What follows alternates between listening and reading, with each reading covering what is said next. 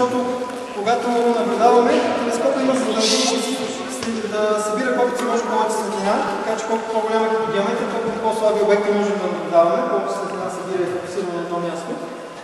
За нас обикновено слабите обекти са интересни за наблюдение, обикновено за тях се борим. За нас увеличението не е толкова важно като при биноклите, например, защото ако нямаме светлина, която да увеличаваме, не върши никаква работа този телескоп. Това ги прави по-големи като диаметър телескопите. Съвременни големи телескопи са около 10 метра, 10,4 метра е най-големия телескоп в момента.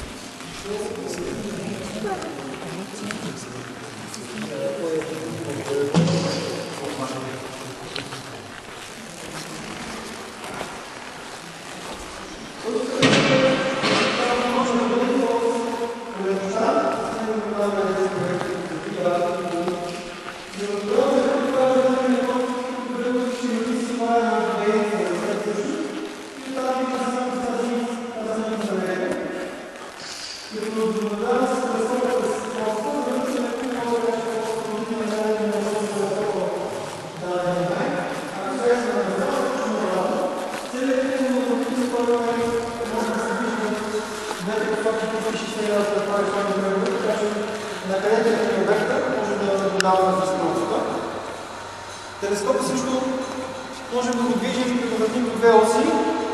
Това е едната ос, където може да се върти. Спрямо нея може да качим телескопа горе. Така тежестта да слезе отдолу. Спрямо тази ос.